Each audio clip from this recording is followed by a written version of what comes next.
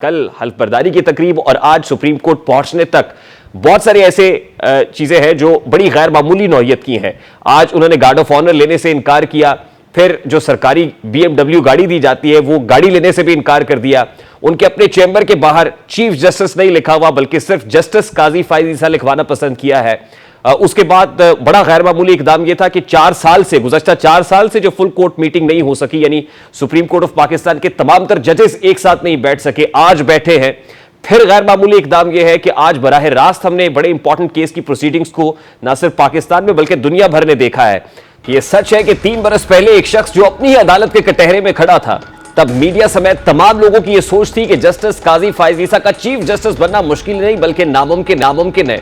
लेकिन काजी फायज ईसा की हिम्मत और डट कर अपने खिलाफ केसेस का सामना करने के बाद चश्मे फलक ने इतवार को वो मंजर भी देखा जो पाकिस्तान की तारीख में रकम हुआ।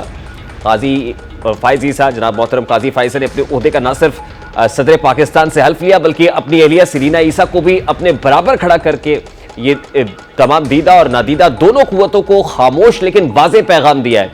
उनसे हल्फ उठाने वाली शख्सियत सदर पाकिस्तान आरिफ अलवी वही सदर थे जिन्होंने काजी फायजा के खिलाफ सदारती रेफरेंस सुप्रीम जुडिशल काउंसिल को भेजा, जिसे बाद में सुप्रीम कोर्ट के 10 रुकनी बेंच ने उठाकर बाहर फेंक दिया। चीफ जस्टिस की हल्फबर्दारी की तकरीब भी पाकिस्तानी तारीख की वो वाहिद तकरीब थी जिसमें मुसल्लह अफवाज के सरबराह समेत तमाम बड़े ओहदेदार मौजूद थे। हल्फबर्दारी की तकरीब में मौजूद बाज लोगों के चेहरों पर खुशी आया थी तो कुछ ऐसे भी किरदार थी जो यकीनन अंदर ही अंदर अपने माजी के किरदार पर शर्मसार भी होंगे। गुज़श्ता रोज हल्फ उठाने के बाद आज सुप्रीम कोर्ट ऑफ पाकिस्तान में भी एक नया सूरज तुलू हुआ है। पहले ही दिन ऐसे ऐसे काम सर अंजाम दिए गए जिसका बरसों से इंतजार किया जा रहा था।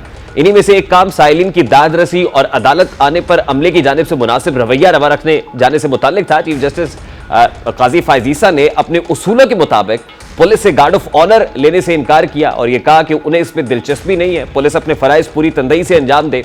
साथ ही उन्होंने अपनी गाड़ी से उतरते हुए सुप्रीम कोर्ट के अमले को जो पहला हुक्म जारी किया वो ये था कि लोग सुप्रीम कोर्ट खुशी से नहीं आते, अपने मसाइल खत्म कराने के आते हैं, लिहाजा आने वाले लोगों से मेहमान जैसा सलूक करें। जस्टिस काजी फायज ईसा का कहना था कि यकीनन कुछ लोगों को परेशानी होती है, इंसाफ के दरवाजे खुले और हमवार रखें, आने वाले लोगों की मदद करें। जस्टिस काजी फायज ईसा आज जब बतौर chief justice of Pakistan supreme court में दाखिल हुए तो स्टाफ से जो उनकी पहली मुलाकात हुई वो कैसी थी, जरा उसकी एक झलक आपके सामने रखता हूं। अदालत और सुप्रीम कोर्ट लोग खुशी से नहीं आते, मसले अपने ख़त्म करने के लिए आते हैं। तो बराए करम आप ऐसा उनसे सलूक कीजिए जैसे कि एक मेज़बान मेहमान से करता है।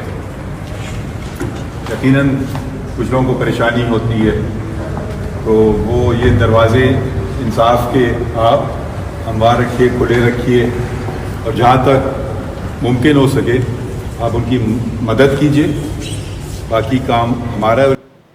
अपने पहले काबिल सताइश हुक्मनामे के बाद काजी फायज ईसा की दूसरी सबसे बड़ी कामयाबी यह थी कि उन्होंने कई अरसे से फुल कोर्ट इजलास ना बुलाए जाने का हल निकाला और पहले दिन बंद कमरे में तमाम जजेस को एक चाय की प्याली पर इकट्ठा किया, यानी फुल कोर्ट इजलास का इनेकाद किया गया जिसके कुछ वाज़ेह पॉइंट्स भी उसमें रखे गए। एजेंडा पॉइंट्स क्या थे उसके मुताबिक फुल कोर्ट का मकसद सुप्रीम कोर्ट में ज़ेर इल्तवा मुकदमा तरजीही बुनियादों पर किन केसेस को देखा जाए, अदालती कार्रवाई की लाइव स्ट्रीमिंग, केसेस की समाअतों को मौसर बनाने के लिए गाइडलाइंस शामिल थी। इन तमाम पॉइंटर्स पर सब जजेस का इत्तेफाक हुआ जिसके बाद आज तारीख में पहली बार सुप्रीम कोर्ट की तमाम तर प्रोसीडिंग्स बराह रास्त नशर की गई। आज पाकिस्तान की आवाम ने भी इन तमाम जजेस को लाइव देखा जिनके बारे में वो सब टीवी स्क्रीन पर ही जानते थे। चीफ जस्टिस ऑफ पाकिस्तान बड़े बड़े केसेस के बैकलॉग के बारे में भी पहले से बहुत फिक्रमंद थे। उनकी फिक्र चीफ जस्टिस बनने के बाद और ज्यादा बढ़ गई है। आज 12 इस बात का इजहार किया कि 57,000 केसेस की पेंडेंसी है इस वक्त सुप्रीम कोर्ट ऑफ पाकिस्तान में।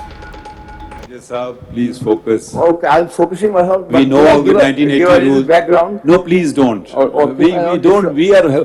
The country expects 57,000 cases to be decided. We would love to hear you, but let's focus on your petition. Now you have started reading. You started giving the history of 1980 rules. We know that. If we'll ask a question, please answer that. But proceed with your arguments. Justice Qazi Faez Isa के बारे में यह भी ख्याल किया जाता रहा है कि वो कानून और आइन के बहुत पाबंद है, आइन और कानून की सीधी लाइन पर चलने के कायल हैं और वो किसी से मरूब हुए बगैर हमेशा आइन की सरबलंदी की बात करते हैं। कौमी असम्बली में आइन की गोल्डन जुबली की तकरीब में शामिल होना भी इसकी वाज़ेह मिसाल थी जिसमें उन्होंने आइन पाकिस्तान के किताबचे को हाथ में पकड़कर बावाज़े बुलंद ये कहा था कि वो आज यहाँ किसी की तरफ से नहीं बल्कि आइन की सरबलंदी और उसकी हिफाजत के लिए इस तकरीब में शामिल हुए। और आज केस की समाअत के दौरान भी बार बार उन्होंने इसी आइन की सरबलंदी के बारे में रिमार्क्स दिए और बताया कि मैं फैसलों के नज़ायर को नहीं मानता। बार नजरिया जरूरत के मुताबिक फैसले दिए गए और मार्शल लॉ की तौसीक की गई। मैं ऐसी जजमेंट्स को कानून नहीं मानता, बल्कि मेरे पेश नज़र कॉन्स्टिट्यूशन ऑफ द कंट्री है जिसके मुताबिक, जिसके तहत मैंने अपने ओहदे का हल्फ उठाया। के ताबे हूं, प्लीज मैं अपने हल्फ की वायलेशन नहीं करूंगा कि जी जजमेंट को, आइन को तो छोड़ दीजिए, आइन तो हम पढ़ेंगे नहीं, जजमेंट पढ़ेंगे बैठकर। मैं तो कह रहा, आप जरा सुन लीजिए ना, इस मुल्क में कई बार मार्शल लॉ भी लगे हैं, मैं उन जजमेंट के ताबे नहीं हूं। आप सुन लीजिए वजाहत से, हो सकता है कोई और हो, मैं नहीं हूं, ठीक है। आप 100 जजमेंट मुझे प्लेस करें, मैं एक भी नहीं पढ़ूंगा, मैं कहूंगा आइन पढ़िए।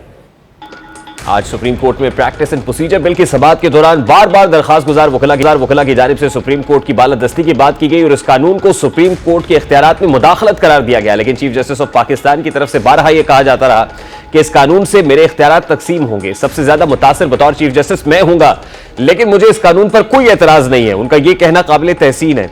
उनके रिमार्क्स पर जस्टिस मंसूर अली शाह का यह कहना भी काबिल सताइश था कि आइन को बालादस्त बनाता है। यह कैसे मुमकिन है कि 420 लोगों की जाने जो बनाया गया कानून है वो हम आप पर खत्म कर दे, एक शख्स को थमा दिया जाए? क्या यह 25 करोड़ अवाम की तौहीन नहीं होगी? जस्टिस मंसूर अली शाह इस पर क्या कह रहे थे, जरा उसकी एक झलक आपके सामने रखता हूं। आपकी जो समझ आई है मुझे आपकी, कि ये सारा कानून अगर यही सारा फुल कोर्ट बैठ के बना ले तो सब ठीक है। नहीं सर, सुन लीजिए, सवाल तो सुन लें। जी जी, कि 17 जज बैठ के ये सब कुछ बना ले तो ठीक है, पार्लियामेंट ये सारी चीज बना दे तो गलत है। ये आपकी बहस है ना सारी। नहीं।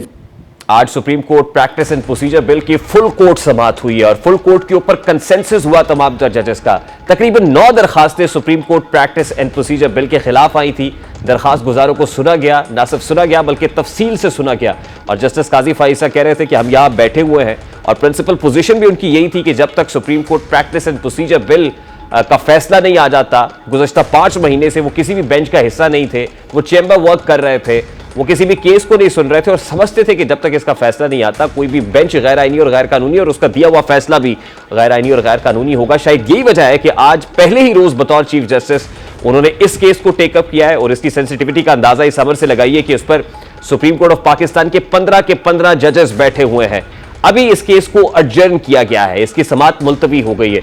3 अक्टूबर तक इसकी समाअत मुलतवी हुई है। अटॉर्नी जनरल ऑफ पाकिस्तान ने भी चीफ जस्टिस से और मोअज़्ज़ज़ जजेस साहिबान से दरखास्त दी थी कि उन्हें एक इंपॉर्टेंट इजलास में जाना है और उसके लिए वो मैसर नहीं है।